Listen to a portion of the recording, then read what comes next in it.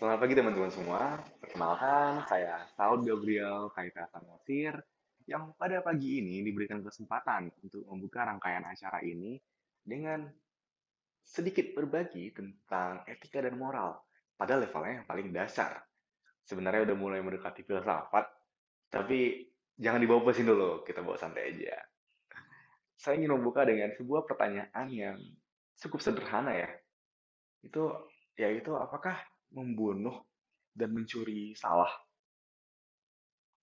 Mungkin beberapa dari kalian di kepala langsung menjawab dengan salah dong, namanya juga mencuri, membunuh. Tapi kalau ditanya lebih lanjut, seperti kenapa salah? Apa yang membuat membunuh dan mencuri itu salah?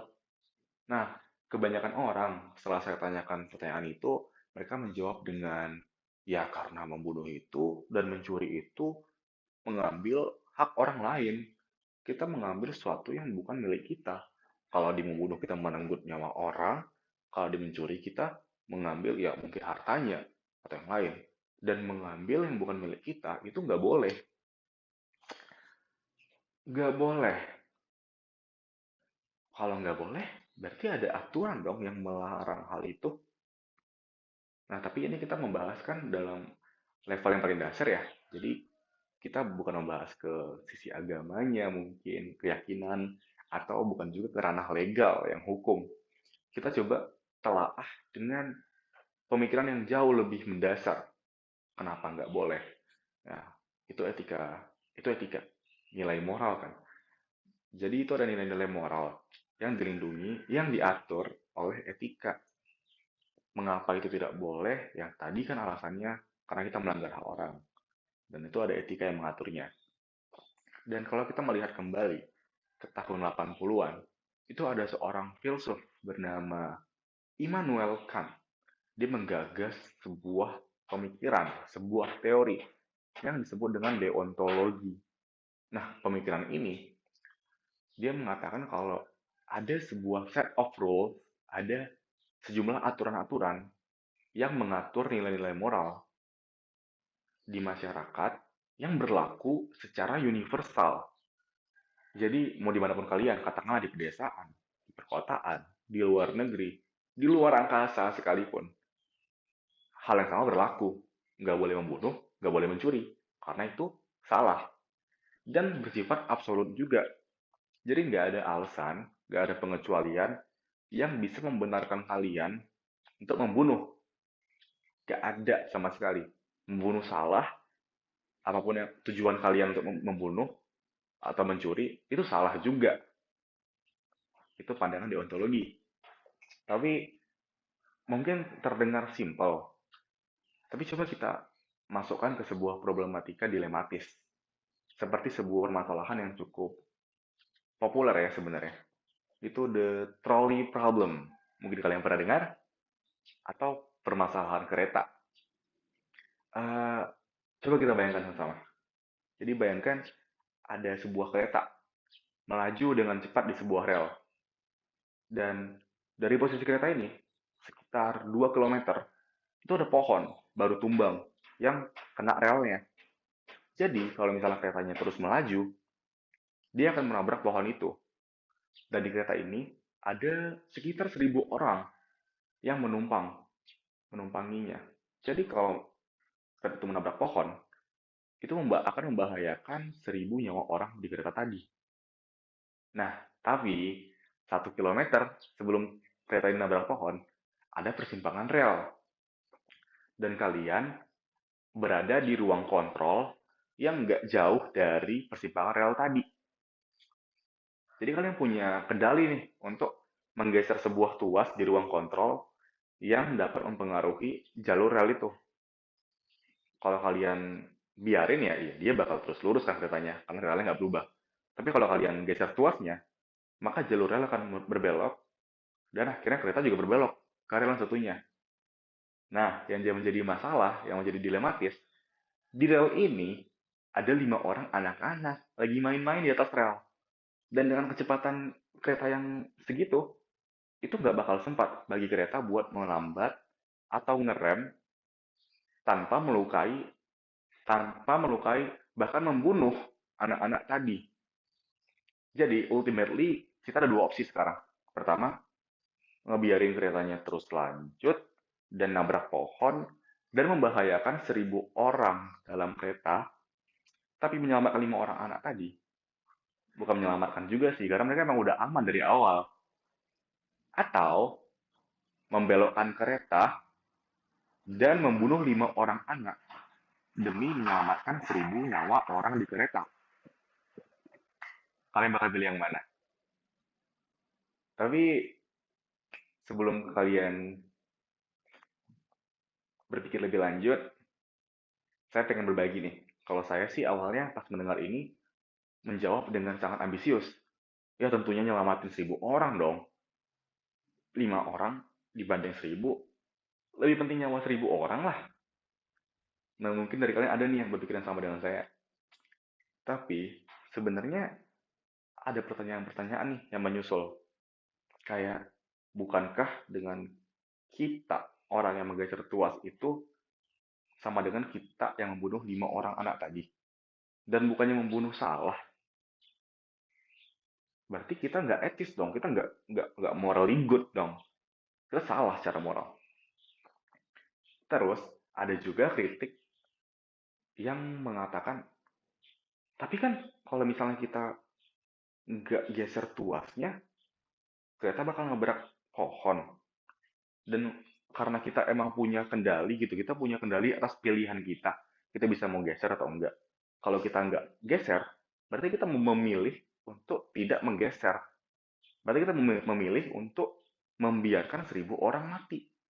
Sama aja dong, maksudnya jadi kita sama-sama ngebunuh gitu, karena kita berada di posisi teori hipotesis yang absolut, yang kita harus memilih nih. Kita pilih kita bunuh 5 orang, kita nggak pilih kita bunuh 1.000 orang. Sama-sama membunuh, bukannya lebih baik membunuh 5 orang aja. Nah, dilematis seperti itu merupakan gagasan yang dipropose oleh Jeremy Bentham dan salah satu rekan filosofnya di tahun 80-an juga. Itu disebut dengan utilitarianisme. Pandangan ini itu dapat disederhanakan seperti the greatest goods for the greatest number of individuals. Jadi, dalam menghadapi sebuah problematika dilematis, pilihan yang paling etis, yang paling benar secara moral untuk kalian ambil adalah pilihan yang dapat menguntungkan orang terbanyak. Jadi kalau tadi konteks kereta, kalau kalian biarin 1.000 orang nabrak pohon, ya yang bahagia siapa coba? Paling cuman 5 orang anak itu sama orang tuanya kan, katakanlah dua masing-masing, berarti 15 orang doang. Tapi kalau misalnya kalian membelokkan relnya, ya mungkin yang sedih 10 orang kan, orang tua dari 5 orang anak tadi. Tapi yang selamat siapa? Yang nggak jadi mati siapa? 1.000 orang kan. Dan itu lebih baik daripada kan utilitarianisme. Karena pada akhirnya di pandangan ini melihat ya jumlah yang paling menguntungkan itulah yang paling bagus. Jadi segala cara untuk mencapai itu dibenarkan secara moral ya. Jadi pandangannya itu yang penting itu orientasinya di konsekuensi, orientasinya itu di hasil. Bagaimana cara menggapai hasil itu, apapun caranya ya benar gitu. Jadi demi menyelamatkan 1.000 orang, kalau memang harus membunuh 5 orang sebagai syaratnya, ya itu nggak apa-apa, itu pilihan yang benar. Nah, tapi kan itu dalam konteks hidup mati ya, kayak udah bawa nyawa lah, mungkin terlalu berat sih. Sekarang yang menjadi pertanyaan itu, tadi kan katanya the greatest goods for the greatest number of individuals. Ya kalau the greatest number of individuals kita udah gampang dimengerti lah ya, cukup harfiah juga. Jadi untuk orang terbanyak. Cuman the greatest goods, kayak kebaikan atau keuntungan terbaik, itu masih agak abu-abu sebenarnya. Apa yang dikategorikan sebagai the greatest goods? Nah, di sini si Jeremy Bentham, dia udah mengkaji dulu nih, ya mengkaji, mencari tahu, dan sampai pada kesimpulan yang menjadi faktor the greatest goods itu adalah kebahagiaan. Karena manusia itu pada akhirnya dan pada awalnya hidup dan melakukan apapun dalam kehidupannya untuk mencapai kebahagiaan. Gini deh, kalau kalian makan buat apa? Ya oke, buat kenyang misalnya. Buat kenyang. Kalian kenyang itu buat bahagia. Atau mungkin kalian katakanlah minum kopi, minum soda. Buat apa? Itu ujung-ujungnya pasti buat bahagia kan? Atau gini deh, kalau kita mau coba petakan lebih jauh, misalnya kita ngerjain ujian, atau saya juga ngerjain ujian. Buat apa sih ngerjain ujian? Ya buat dapat nilai dong, dapat nilai dan semoga bagus gitu. Dapat nilai bagus emang buat apa? Ya buat IPK. Terus IPK buat bagus buat apa? Buat dapat kerjaan. Dapat kerjaan bagus buat apa? Buat dapat gaji yang mencukupi. Gaji yang mencukupi buat apa? Buat menafkahi hobi saya, buat menafkahi keluarga saya di masa depan. Menafkahi keluarga saya buat apa? Menafkahi hobi saya buat apa? Itu kalau dipetakan terus-menerus secara komprehensif dan panjang, kalau menurut Jeremy Bentham, itu akan kembali kepada kebahagiaan. Akhirnya akan selalu kebahagiaan. Maka dia menjadikan kebahagiaan itu sebagai faktor yang the greatest good study. Nah, makanya kalau kita kembali kepada kereta, kalau misalnya tadi kita membunuh 1.000 orang, itu yang bahagia paling cuma 15 orang kan, orang tuanya 10 orang, tambah 5 orang anak. Tapi kalau misalnya kita menyelamatkan 1.000 orang, yang bahagia siapa? 1.000 orang itu yang selamat, tambah katakanlah keluarganya. Misalnya masing-masing ada istri atau ada suami, berarti kali dua. 2.000 orang bahagia. Nah, jadi kalau dari perbandingan itu, utilitarianisme melihat bahwa menyelamatkan 1.000 orang lebih benar karena kebahagiaan 2.000 orang itu akan meng-outweigh, lebih valuable, lebih bernilai daripada kebahagiaan 15 orang. Nah, ngerti ya kurang lebihnya. Tapi memang teori ini terdengar simple sih dan juga elegan ya sebenarnya. Tapi itu karena kita emang di posisi sebagai spectator, sebagai pengamat. Mungkin ini semua yang mungkin kan udah sepakat dengan yang saya bilang dari tadi. Kalian juga kayak, iya sih, saya kayak gitu juga. Tapi itu kan kalian sebagai pengamat. Sekarang coba kita posisikan diri kita sebagai subjek yang terlibat di dilema tadi. Katakanlah, kalau tadi kan kita sebagai seseorang di ruang kontrol yang bisa menggerakkan tuas. Nah, sekarang bagaimana kalau kalian sebagai anak-anak tadi yang main di rel? Ya, ibaratnya kalian anak-anak hari ini bangun, makan sereal, nonton TV tadi. Terus tiba-tiba teman kalian si Budi manggil, main yuk, ayo main ke rel yang layang atau gimana. Sekalian main-main. Kalian sepolos itu nggak tahu, masih belum tahu soal kehidupan segala macam, belum mikirin kuliah. Terus tahu-tahu hari itu harus mati. Emang kalian terima? Kalian rela?